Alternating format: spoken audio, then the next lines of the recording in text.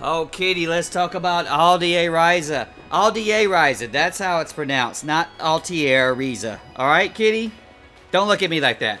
Anyway, Aldier Ryza was the first Aldier game I've ever played, and man, I fell hard for it. Dude, I had so much fun with it.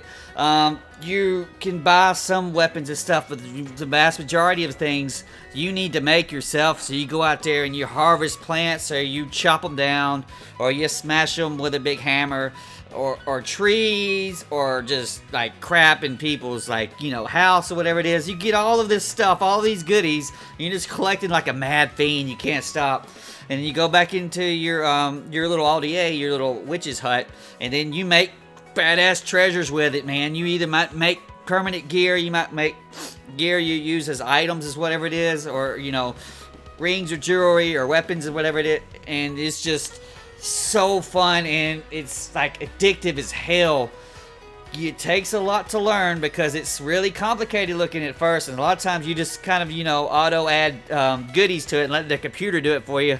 But as you get in there and get used to it, you start building weapons and customizing them to make them unique for your character. And god dog, it was addictive as hell. And that's the main core crux of the game. You do a lot of little side quests and stuff that try to help you get the goodies that you need, the recipes and stuff like that. But you want to do them because you want to help all of these little old people in town, because they might have the next treasure recipe, the goodie, the thing you need to do to make the next big thing. And you got to do it, and you feel so great to do it. I love how the most of the game was largely just, it's like a slice of life game. There was no like, ooh, the freaking world's about to end, you're about to blow up. There's a little bit of that type toward the end, but so many Japanese RPGs have that. You've got to be to save the world, you got the mysterious powers. No, this game is very much about helping people in town, developing up a lot of, relationships between the characters, lots of smaller cutscenes.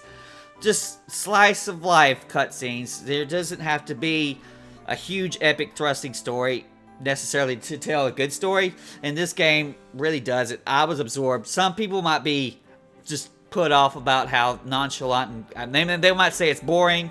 You're just hanging out in town and talking to a bunch of people a lot of times, and it's just, no, I loved it. I loved how it was, and it's kind of like go do what you want to do when you want to do it, and it was so fun. There's like a quick travel map thing that allows you to quickly travel to different areas. So if you know that there's a goodie you need for like a recipe or whatever it is, and you know where it is, you can get to it very, very fast.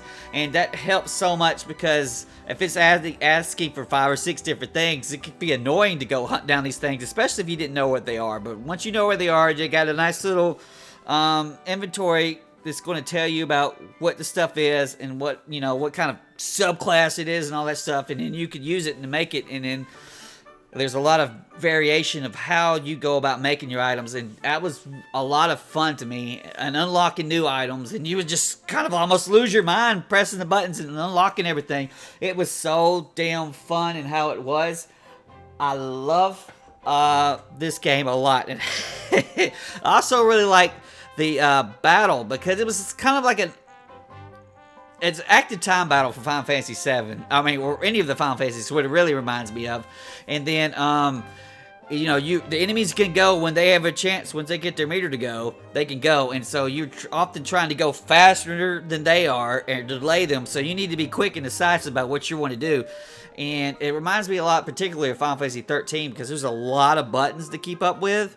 So you're not just mashing X or A over and over again, but it's not vapid at all, because there's technique behind it. It's like, well, do you want to build up your AP points to the highest tier so that you can, do the most amount of damage? You generally want to do that against the boss, because you might be there a long time.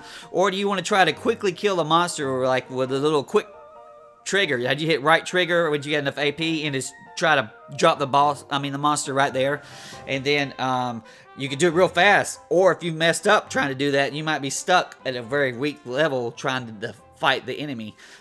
It's really good. I love how there's like these little call orders, so you can the 2 people that'll be with you. You only control one character at a time, but you can switch back and forth.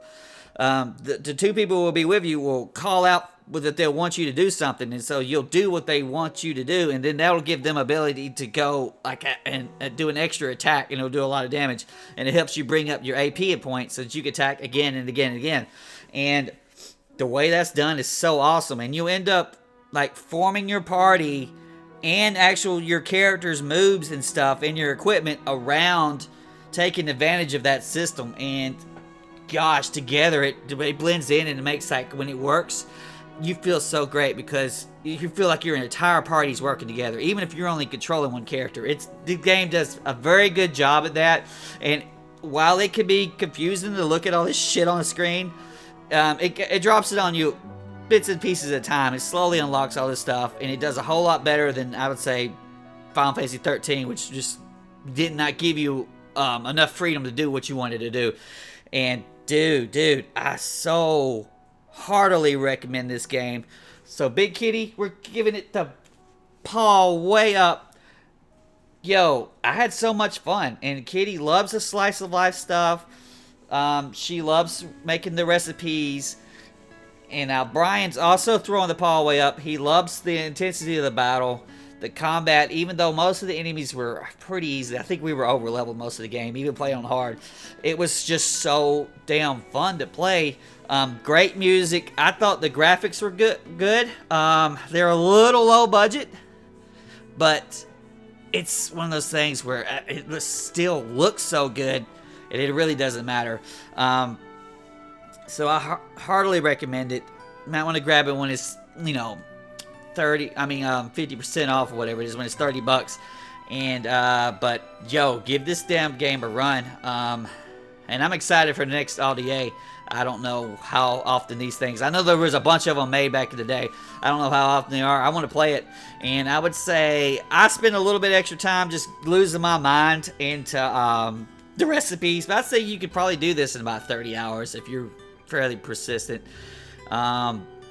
Give this game a run.